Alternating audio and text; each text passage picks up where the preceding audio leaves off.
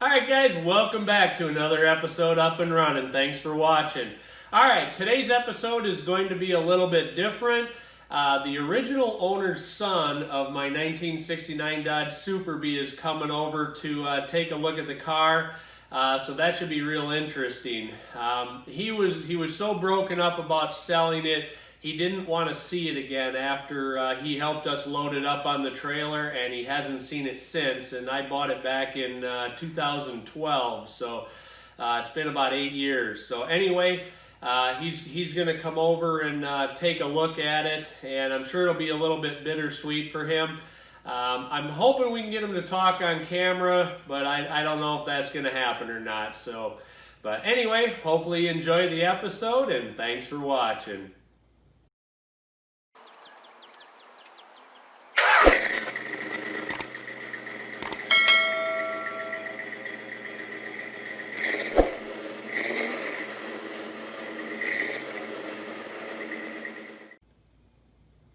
Alright guys, I wanted to share some sad news with you. My dog Bo passed away this week. She was nearly 16 years old. It was kind of unexpected. I know her dog friend Nikki misses her, and I know I do as well, so she's definitely going to be missed.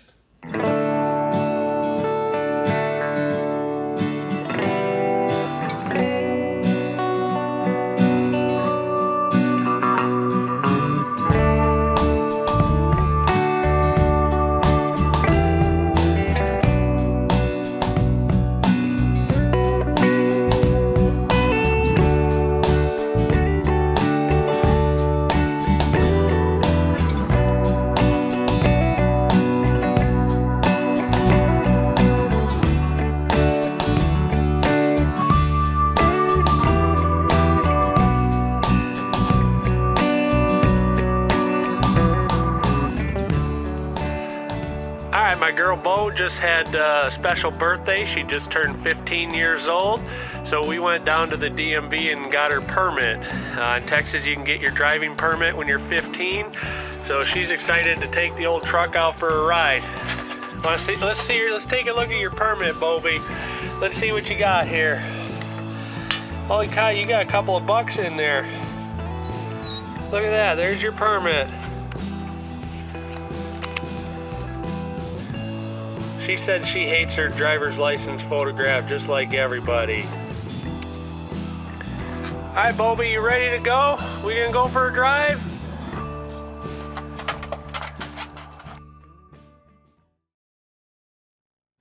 All right, so the guy that I bought the Super Bee from, who is the son of the original owner, has never seen the car since I bought it.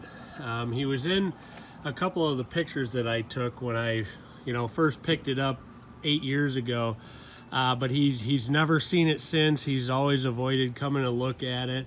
I think he had a lot of emotional attachment to it.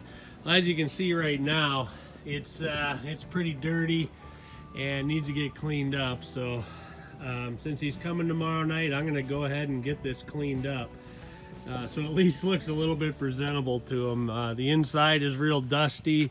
When I take it down to the shop, it gets really dusty. Leaves fall in the car, stuff like that. The usual stuff when you drive a car. So I'm gonna go ahead and get this thing cleaned up a little bit so it's a little more presentable.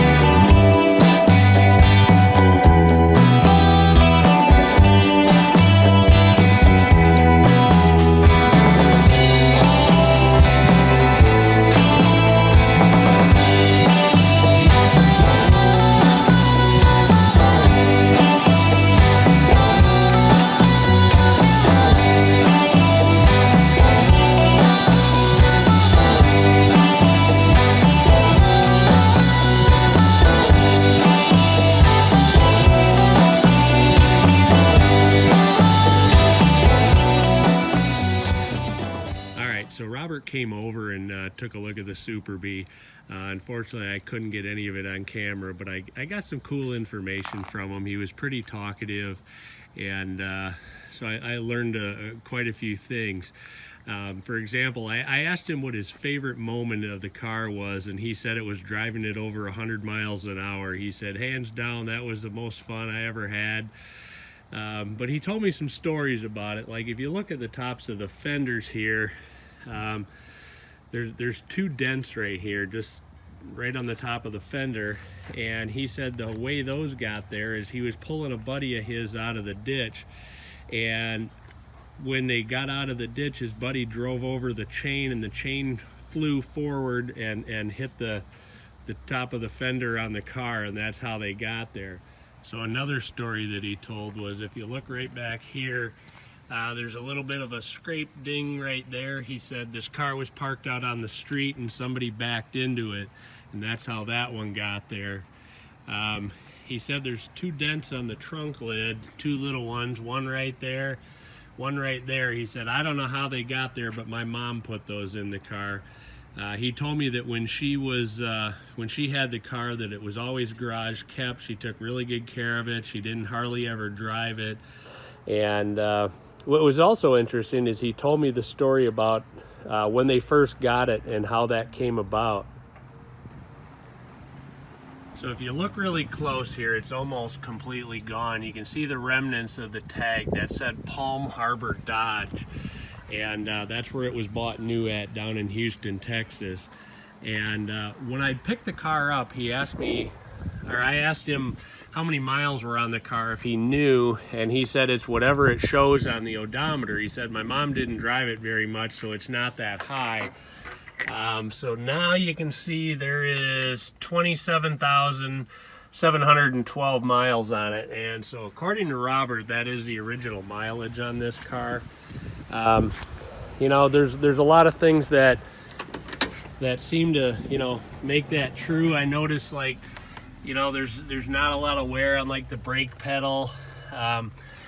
Also, when like the transmission was taken apart, the guy said you know, that it looked like a new transmission inside yet. So I don't know, there's some evidence, you know, I don't know if it's true or not, but you know, whatever, it doesn't matter to me. So like the back bumper was pulled out a little bit when I got the car. You can see there's just a little bit of damage right there. They had stuck a hook on there thinking the bumper was strong enough, and pulled the bumper out a little bit, but I kind of straightened that out some. So Robert told me a little bit about how the damage on this side of the car got here, and I kind of pushed some of these dents out a little bit because the window wouldn't roll down in the rear window. But anyway, he said he was a little bit inebriated one evening and decided not to drive, and he let his girlfriend drive. And back in the 80s, the orange barrels out on the freeway used to be made of 55-gallon drums, you know, out of steel. And she didn't know where she was going, and she hit one of those, and that was how that damage got in the car. Anyway, it was really cool to have Robert come over and see the car again. It meant a lot to me. It meant a lot to him. He was, you know, excited to see the car again, and it was well worth it to me. I really enjoyed having him come over and to hear a little bit more history of the car. He told me the story that a friend of theirs worked at the dealership and called her up one day and said, hey, I got just the perfect car for you. Come on down here and let's take a look at it. And so, of course, this was it. And they took it home. So we talked about it a little bit, and we kind of speculated that because of all the options on this car, that it was like a dealer demo car, because he said he remembers there being a few miles on the car when they got it. And you know, and that makes sense with it being a dealer demo. You know, they were driving it, letting customers drive it, you know, things like that before they took it home. So it makes a lot of sense. We know the car was on the lot, you know, when when they came and took it, that's why they got the phone call and said, hey, we got just the perfect car for you, because the dealership already had it. So from what he remembers and just putting two and two together a little bit, we kind of think it was a dealer demo car. So anyway, that's a little bit more history that I know on the car. And I tell you, I was super excited to hear about it and to learn more about it. Another thing that I asked Robert about were the wheels that are on the car. I asked him if he put those wheels on, and he said he did. He was super excited, super proud of them. He goes, I remember when I found those back in like the late 70s, he goes, I really like those wheels a lot. And, you know, he was super excited to buy them and put them on the car. I've looked on these wheels for markings, and there are no markings, so I don't know what brand they are, but you know, I left them on because I think they're some really cool period correct, you know, type wheels, and I think they look great on the car.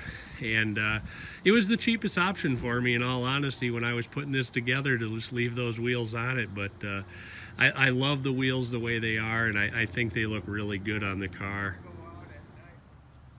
So Robert told me a story about the engine of this car, because I thought I remembered him saying when I went and picked it up that it didn't have the original engine in it, and at the time it didn't really matter to me. It looked like a correct engine, and I was more concerned with, you know, getting it home, getting it running again so I could drive it. But anyway, when he came over, he said that the car does not have its original engine in it, and I said, you've got to be mistaken on that, because this engine has its VIN number stamped in it. So it's definitely the original engine to the car. And he thought about it for a little bit, and he said, well, here's the way that played out. He goes, because when I got the car from my mom and I ended up, you know, driving it really hard, he goes, I blew the engine up in it, and I put a different engine in the car, and I traded the original engine from the car to a buddy of his, and he goes, I never knew what happened to it. And he goes, so I drove this car really hard all the time, and he goes, I blew that engine up. And he said, I was talking to my buddy, and my buddy goes, well, I've got an engine that I just rebuilt that would be perfect for you, and let's put that in the car. And so they put another engine in the car, and Robert said, that's the engine that's still in here to this day. And I said, well, he sold you back your original engine. He probably rebuilt it or did some work to it, because, you know, this one's got the VIN number for the car stamped in the side of the block. So this car actually went without its original engine for a little while, and just by sheer luck, luckily he blew up the other engine, got its original engine back. So to this day, it is still a number matching car, which is kind of cool. All right, guys, that's going to do it for another episode Up and Running. Thanks for watching. I have to share a quick story with you, though. When I was putting this video together, and I was looking through some of the video of my dog Bo, and her collar, the tags on the collar kind of clanked a little bit. And poor Nikki jumped up and frantically began searching the house for her, so I felt horrible for her. So you can tell she really misses her friend Bo. So anyway, thanks for watching. Be sure to come back next time.